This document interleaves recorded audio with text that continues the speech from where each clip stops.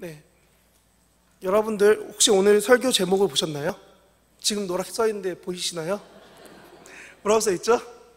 를 걷는 방법. 혹시 이것을 아시는 분 계신가요?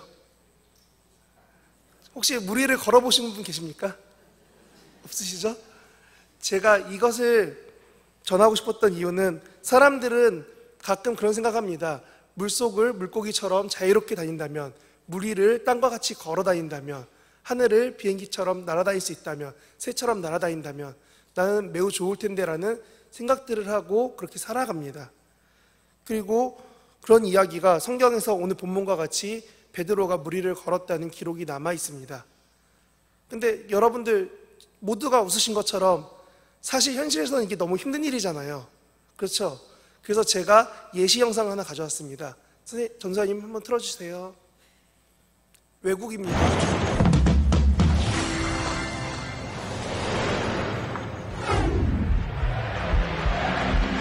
달립니다. 하나, 둘, 이렇게 됩니다. 이게 현실입니다.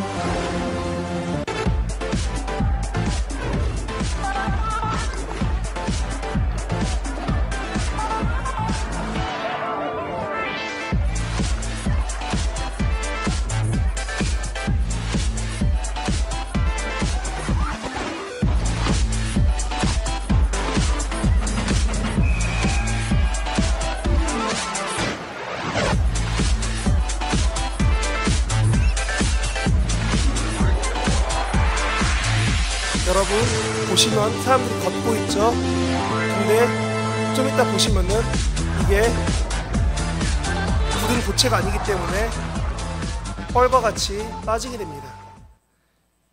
방금 보신 것처럼, 네, 꺼주셔도 됩니다. 감사합니다. 방금 보신 것처럼 우리는 다 알고 있습니다. 물 위를 그냥 걸을 수 없습니다. 걸으면 아까 영상에 나온 것처럼 바로 물에 빠집니다. 하지만 아까 보였던 파란색 영상 물에 들어있는 것처럼 저기에 전분을 물에다 섞어서 전분과 비슷한 원리로 섞어 놓은 겁니다. 그러면은 사람이 그 물 위를 힘을 주고 있을 땐 걸을 수 있습니다. 그러니까 빠르게 계속 움직이면은 걸을 수 있게 됩니다. 이와 비슷하게 제가 어린 시절 읽어본 소설 중에 판타지 소설에 이런 말이 나옵니다.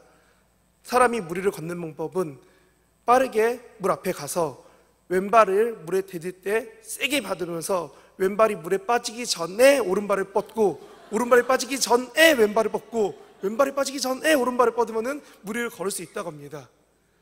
정말 말도 안 되는 이야기죠. 근데 그것을 그들은 뭐라고 하냐면은 수상보도, 물 위를 걸을 수 있는 방법이라고 말을 합니다.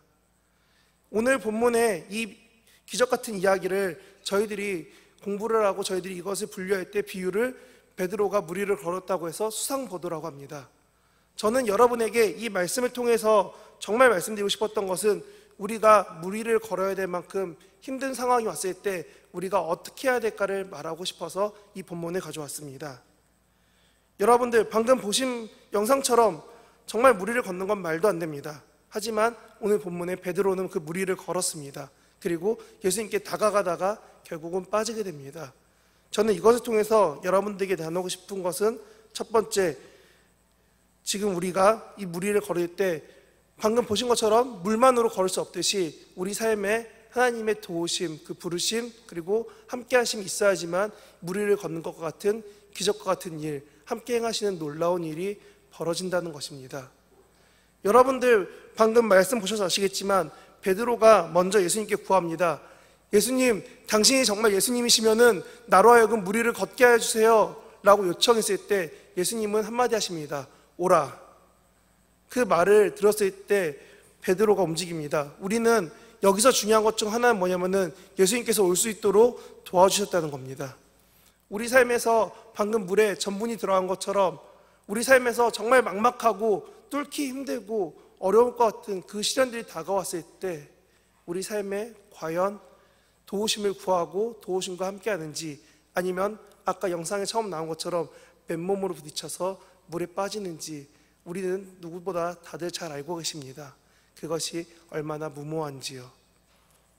저는 이렇게 하나님의 도우심이 없는 행동 자체가 물에 빠지는 방법이고, 하나님의 도우심을 구하고 함께하는 것 자체가 물에 빠지지 않는 첫 번째 비결이라고 생각합니다. 성도 여러분, 평상시에 일을 하실 때 하나님께 뜻을 구하시나요? 아니면은 그냥 내 습관대로, 내 생각대로, 내 판단대로 먼저 행하시나요? 아니, 평상시는 아니라고 하겠습니다.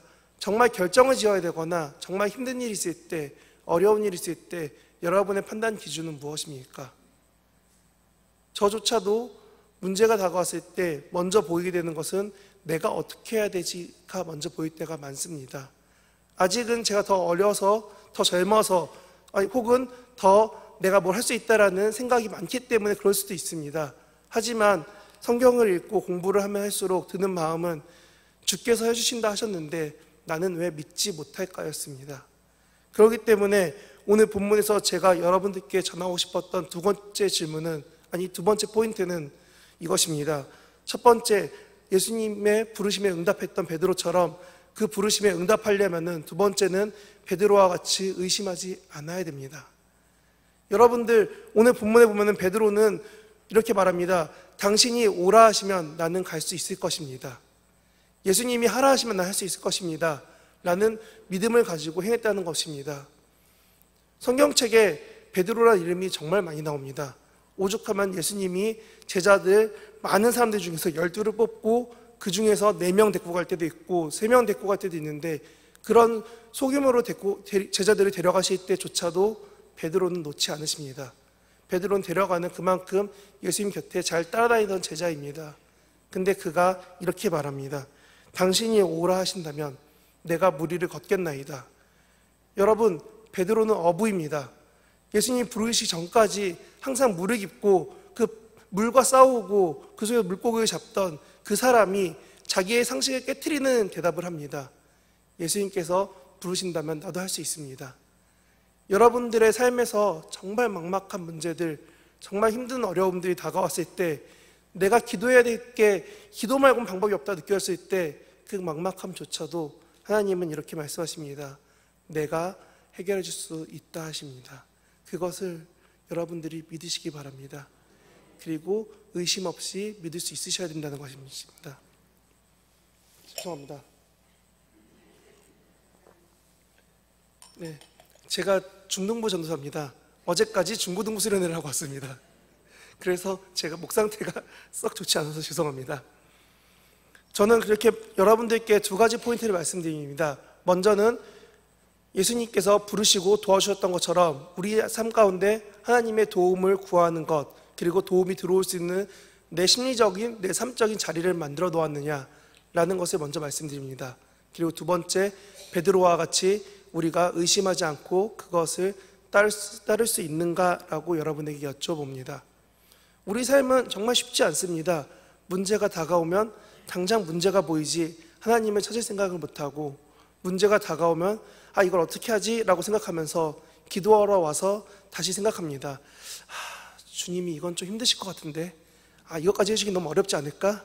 너무 바쁘시지 않을까? 내가 너무 늦게 왔나? 기도하러 늦게 왔나? 이런저런 생각들이 나도 모르게 차오릅니다. 그리고 그 생각들은 결국은 의지하는 것이 아니라 바로 의심하게 되는 것입니다. 제가 아까 찬송가 시작할 때 불렀습니다. 내가 참 의지하는 예수라고 했는데, 우리는 가사로 혹은 말씀으로는 믿는다고 말하지만 막상 내 앞에 시련이 다가오면은 그 믿음은 어느 순간 내 가슴속 어딘가에, 기억 속 어딘가에 숨어들곤 합니다. 그렇기 때문에 여러분에게 말씀드립니다. 의심하지 않고 믿을 수 있도록 여러분들을 꾸준히 단련하셔야 됩니다. 그 길은 하루아침에 되는 것이 아닙니다. 하루아침에 나의 생각을 바꾸는 것이 아니라 여러분 삶을 조금씩 하나님 앞에 맞춰가고 기도하고 내 생각들을 조금씩 내려놓는다면 그것이 바로 이와 같이 무리를 걸을 수 있는 방법이 됩니다. 저는 여러분에게 이에 대한 세 번째 비밀을 알려드리려고 합니다. 베드로는 예수님께 구하였고 그 응답을 들었고, 그리고 의심 없이 그 말씀을 믿었으며 세 번째, 걸었습니다. 저는 이 세 번째가 가장 어려운 것 같습니다. 사람이 간절해지면은 정말 하나님께서 뭐라고 하실지에 대해서 정말 귀 기울이게 됩니다. 그리고 그 기도하심에 대해서 내가 믿고 하나님 해주실 수 있어, 하나님 하실 겁니다 라고 간절히 구하게 됩니다. 하지만 구하는 것과 행동하는 것은 다르더라고요. 성도님들 많이 아실 겁니다. 기도까지는 할 수 있습니다. 하지만 기도를 하고 온전히 의탁해서 내어드리는 것 자체가 너무나 어려운 것입니다. 오늘 본문의 베드로는 그 내어드림의 행동으로서 발걸음을 내딛습니다. 어부가 아무런 장비 없이 폭풍우가 알고 있는 그 바다 위를 걸어간다는 것. 여러분들이 어쩌면 이 앞에 있는 영동대교를 그냥 아무것도 없이 차가 지나다닐 때 나는 차에 치이지 않을 거야 라고 걸어갈 수 있다고 믿는 것처럼 우린 누가 봐도 이것은 잘못된 믿음이라고 생각합니다. 당시에 옆에 있는 제자들이 말렸을지도 모릅니다. 하지만 베드로는 예수님이 하실 것을 믿었고 또한 그는 행동하였습니다. 오늘부터 교회에서 여러 가지 캠페인을 하고 있었습니다. 그중 하나가 함께 기도하고 함께 하자고 하였습니다. 우리들이 기도만 하고 행하지 않으면 그것은 제가 말씀드렸던 세 가지 중에 두 번째까지밖에 못 오는 것입니다. 아니, 두 번째도 못 올 때도 많이 있습니다. 우리가 오늘 본문과 같이 물 위로 걸으려면, 아니 이와 같이 놀라운 기적과 같은 나의 삶에 하나님의 도우심이, 성령님의 함께 하심이 필요하다면 저는 이 본문과 같이 여러분들이 믿고 그 다음 행할 수 있어야 된다고 생각합니다. 저는 하지만 여기서 한 가지만 꼭 짚고 가고 싶습니다. 만일 3번만 생각하시고 1, 2번을 하나님께 듣는 것을, 그리고 의심하지 않는 것을 행하지 않으신다면 제가 어릴 때 들었던 것처럼 기도원에 들어가서 병을 고치겠다고 나오지 않고 결국은 죽음에 이르렀던 그런 아이들의 부모님처럼 여러분들의 믿음이 맹종이 될 수 있고 혹은 잘못된 믿음이 될 수 있습니다. 그렇기 때문에 이 세 가지, 하나님께 뜻을 구하는 것, 그리고 그분께서 오라고 하시는 것을 의심하지 않는 것, 그리고 그분 앞으로 행하여 나가는 것, 이 세 가지를 여러분들이 꼭 잊지 않고 지켜주시기 바랍니다. 저희 삶에서 참 어려움은 많이 다가옵니다. 저도 어릴 때 교회에서 장학금을 계속 받았었고 그것으로 집에 생활비를 하면서 중고등학교를 보냈었습니다. 그 시간이 좋았느냐라고 말하면은 제가 말씀드릴 수 있는 것은 교회에서 함께 먹고 즐거워하던 시간이 좋았습니다 라고 말씀드립니다. 아마 여기 계신 성도분들은 다 아실 겁니다. 그 외에 제가 말하지 않는 많은 것이 있다는 것을요. 그 삶을 지나면서 참 어릴 때 한탄 많이 했습니다. 어쩌면 이 본문에 나오는 것처럼 나도 가난하지 않고 나도 굶지 않고 나도 힘들지 않았으면 좋겠는데 라는 기도가 저절로 나오던 어린 시절이 있었습니다.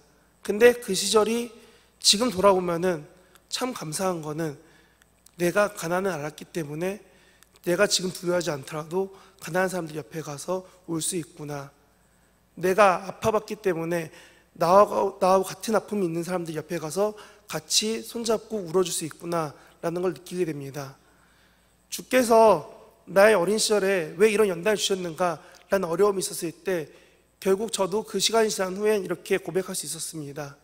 어쩌면 베드로가 물 위를 걸을 수 있었던 가장 큰 이유는 자기 삶 가운데 하나님께서 해주실 것, 아니 예수님께서 그 공생의 기간 동안 보여주셨던 그 놀라운 것들을 믿었기 때문은 아닐까 생각합니다.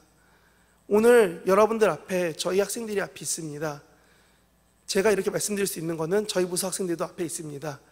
근데 이 학생들이 왜 주님께서 이렇게 교회에서 허락하시는 것들이 있는지에 대해서 알 수 있도록 여러분들이 더 기도 많이 해주셔야 됩니다. 저희 학생들 정말 세상에서 놀고 세상에서 즐겁게 하는 것들을 놓고서 이렇게 교회에 와 있습니다. 그리고 아까 우리가 찬양하는 것처럼 우리가 찬양을 열심히 해야 되는데 아이들은 세상에서 주는 더 즐거움들이 많이 있는 세대입니다. 근데 그것을 놓고 이곳에 와 있습니다. 여러분, 저나 이렇게 앞에서 설교하신 분들도 되게 중요하고 되게 귀한 자리입니다. 하지만 저는 제가 잘할 수 있었던 것처럼 교회에서 이렇게 관심 가지고 사랑해 주신다면은 여기 있는 아이들 또한 목회자가 될지 아니면 교회에서 더 큰 일꾼이 될지 모르겠지만 이와 같이 하나님께서 사용하실 것입니다. 그리고 붙잡아 주실 것입니다. 저는 그렇기 때문에 여러분에게 이와 같이 말씀드립니다. 여러분 삶에 환난이 있으십니까? 혹은 물 위를 걸어야 될 만큼 정말 말도 안 되는 나의 삶에 기적이 필요하십니까? 그럴 때 주님 앞에 나와서 기도하십시오. 그리고 혹시 그 시간 가운데 혹시나 오늘 장학금 받는 아이들 혹은 다른 교회 학교에 있는 다른 아이들이 떠오르신다면 그 아이들을 위해서 한 번만 더 기도해 주십시오. 저는 그 기도를 도움받아서 이렇게 목회자가 되었습니다. 저뿐만 아니라 여기 있는 아이들 또한 여러분의 기도로 잘 자랄 수 있도록 여러분 또한 기도해 주십시오. 이 아이들이 저와 같은 풍랑 가운데서 잘 믿고 잘 견디고 나올 수 있도록 도와주십시오. 설교를 마치려고 합니다. 여러분들 혹시 무리를 걸을 수 있으시겠습니까? 저는 걸을 수 없습니다. 하지만 오늘 말씀드린 것처럼 하나님을 의지하고 주께서 가라 하시면 그 길을 걸을 수 있습니다. 저와 같은 고백이 여러분 삶에서도 끊어지지 않고 영원토록 고백할 수 있고 그와 같이 행동하시는 저희 귀한 신양교회 성도님들 되시기 바랍니다. 제가 기도하고 말씀을 마치도록 하겠습니다. 하나님, 우리 성도님들 이렇게 주님 앞에 나와서 말씀을 듣습니다. 그리고 주님 앞에 나와서 기도합니다. 주여, 저희들이 구하는 것보다 더 많이 잘 아시는 아버지, 우리의 머리카락까지 세시는 그 하나님의 사랑을 저희가 믿고 나와 기도하오니 저희들의 마음 가운데, 생각 가운데 주의 뜻을 알게 하시고 그 길을 의심하지 않고 걷게 하시고 그 길을 온전히 따라갈 수 있도록 행할 수 있는 믿음을, 기회를 허락하여 주시옵소서. 언제나 주님의 사랑하심을 믿고 나아가겠습니다. 그리고 기도하겠습니다. 그 기도 가운데 우리 하늘꿈 학생들도 잊지 않고 기도할 수 있는 넉넉함의 기도를 허락하여 주시옵소서. 다른 사람까지도 기도할 수 있고 품을 수 있는 우리 성도들로 자라날 수 있도록 주님, 우리 성도님들의 삶을 붙잡아 주시옵소서. 감사드리며 이 모든 말씀 예수님 이름으로 기도합니다. 아멘.